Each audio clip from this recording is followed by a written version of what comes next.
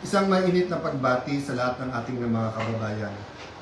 Napaka-importanting pagtatalakay ang gagawin po natin ngayon. Hiningi po na makinig po tayong lahat, mga kababayan sa Luzon, Visayas, Mindanao, lalong-lalo po ang ating mga OFW. Umpisahan ko po na kahit gaano kabigat ng problema, tayo'y parating magpapasalamat sa Panginoon. God is sovereign, He is in control. Man creates the crisis, but God gives the solution. The last few weeks, there was a man-made crisis by the minority in cooperation with some people in the administration, by them trying to undermine the leadership of the Senate at pinapalabas na magulo ang Senado. Pero mas mabigat po ang usapin natin ngayon. Bakit po? Dahil may tanong po tayo. Una, has Philippine democracy died again? Pangalawang tanong, binasura po ba ang Philippine Constitution? Bakit po ito tinatanong? Simple po, ang nakalagay sa konstitusyon ng Pilipinas, pwedeng mag-conduct ng business ang Senado by a majority of all its members. Ang majority po ng 24 ay 13 po. 13 po ang numero. Yung sinasabi po nilang kaso, yung po ay ibang-iba. Nag-adjourn po kami nung nag-walk out sila. So that means they have to call the roll at kailangan 13. Yung binabanggit nilang kaso po, hinahamon ko lahat ng abogado. It is not applicable kasi doon po tuloy-tuloy yung sesyon. Tinigil tapos sinabing may continuing quorum po sila. Tayo po, malinaw na malinaw sa records, ay nag-adjourn last Tuesday at sinabi na tayo ay muling magre-resume ng alas 5 ng Lunes. So, what is the point of going through this? The question we have to ask ourselves is that, is the Constitution but a piece of paper to this administration? Has the judiciary ceased to function? Wala na bang Senado? Yun na po ba ang pananaw ng ating administrasyon? Ang tingin ba po ng 12 senador ay basta't kakampi mo ang Malacanang ay wala ng batas? Kung titingnan niyo po ang Rule 1 and 2 ng Senado, na ayon to sa Philippine Constitution, para i-elect ang Senate President at ang Senate President Pro Tem or Pro Tempore, ay kailangan po 13. So, paano po nila alisin si Senator Loren Legarda kung 12 lang po sila? At mapapakita po sa inyo na gusto nilang i-control ang premises ng Senado at gusto po nilang hindi mag-hearing ang Blue Ribbon Committee bukas sapagkat ay binasa po nilang rule para magkaroon po ng acting Senate President. Kailan po ba pwede magkaroon ng acting Senate President? Babasahin ko po sa inyong rule. Sabi po, in cases specified in subparagraph C of Section 4 of the rule, the President Pro Tem shall serve as acting President until the Senate shall have elected a new President.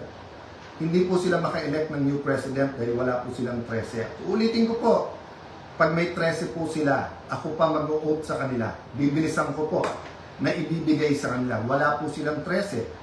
So ano yung rule po? The President Pro Tempore shall discharge the powers and duties of the President in the following cases, A, B, C. But she or he shall only become acting President in the case of subsection C, which says, in the event of resignation, hindi po tayo nagre-resign. Removal, hindi po nila ako naalis. Death, buhay pa naman po siguro ako, hindi po AI to. Hindi po AI ang kumakausap sa inyo ngayon, buhay pa ho ako. Absolute incapacity, siguro naman po nakikita nyo, nakakapag-isip po ako, nakakapagsalita po ako. So wala pong ground para magkaroon ng acting president. This is an illegal coup d'etat na may kasamang pagbabasura ng ating konstitusyon.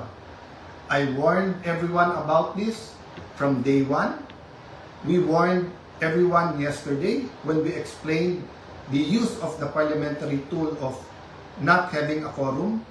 And kaninang tanghali, habang kausap ko po si Senator Marcoleta, I asked everyone, please pray. Kasi at that time, balita po namin na nag-step up sila sa pagsasabing wala na yung kaso nyo, sumama lang kayo or pumunta lang kayo ng session hall.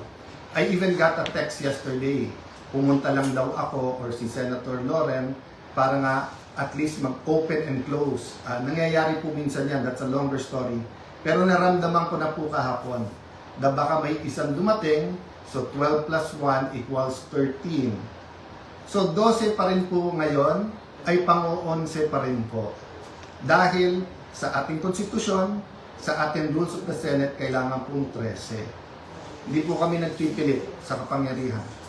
I can go as Senate President, even as Senator anytime. Hindi po ba ako lang ang katangi-tangi sa mga matataas na opisyal na nung nangyari yung flood control scam ay nagsabi, ba't hindi na lang tayo lahat mag-resign? Bakit po ngayon, after asking me to resign yesterday, illegal po. Actually po, hindi nila ako tinanggal. Naglagay ng acting. Senator Win, Lucian, ingat kayo dyan. You're playing around with fire. This is not just about the Senate. This is about the Philippine Constitution. Mga kababayan, sabi nila, ginawa nila to kasi naipit ang trabaho. Wala naman po silang ginawa ngayon. Kung hindi baguhin ang mga committee para walang Blue Ribbon committee hearing bukas. Para hindi maimbitahan ang 18 Marines. Pinalitan nila ang presiding officer. Bakit po? Nagpakita po ba ako ng kahit anong partiality sa conduct or pag-usog ng impeachment court? Alam niyo po, madidelay po ang impeachment sapagkat pag pinalitan ang rules ay kailangan pa ho na magkaroon ng publication. So pati po ang ating mga arrangement ngayon magbabago. Bukod pa ho doon, pwede mag-motion for reconsideration kung legal. Ang problema, illegal po ang sesyon kanina. So this is their answer to the crisis they made. From May 11 till now, crisis after crisis, pinapasok yung NBI noong May 11, binaboy din tayo noong May 13, pagkatapos issue after issue, at ngayon naman po, instead of a simple adjournment sine die, kung saan meron tayong isang buwan na magtrabaho mga committee, pagkatapos uumpisa na natin ang impeachment, they're going to bring the Senate and the country into a political crisis. Ako'y nakikiusap sa lahat. Correct your mistakes.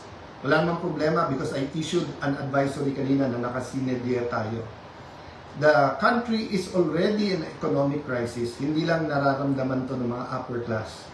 The world is in crisis because of what's happening in Israel, Iran, US, in what's happening with that conflict. Marami pong naghihirap na, mas maraming maghihirap pa. We need the impeachment to be fair and impartial. We need to investigate the flood control scam in a very impartial way that will be satisfactory to all our people. And we need a functioning Senate, an independent Senate. Huwag niyo po kaming alalahanin mga kababayan. Okay po ako. They can try to remove me, they can kill me, but they will not kill the idea of a democratic Philippines led not by men, but by laws, led by the Philippine Constitution. Kung sabi niyo po at natatawa yung iba that the Senate is under attack, 2023 pa lang ho, yung PI, gusto pong amendahan yung Constitution. After magsalita si Senator Aimee, wala daw katotohanan yon. Ngayon po, binasura ang Constitution. Ano ba tingin yung kasunod nito? So mga kababayan, again, God is sovereign. Let's all reflect on this and pray. But tomorrow, tuloy ang hearing ng Blue Ribbon Committee. I am still the legitimate, legal, moral Senate President of the Republic of the Philippines. There is still functioning committees. We have to hear the testimonies. Invited po, pati po yung mga gumawa ng illegal ngayon. You can try to stop us, but you will be stopping the Filipino people. So sa ating mga kababayan who wants to pray or have a prayer vigil sa Senado bukas, pumunta po kayo. Pag hindi po kami pinapasok, sama-sama na po tayo outside the Kulambo.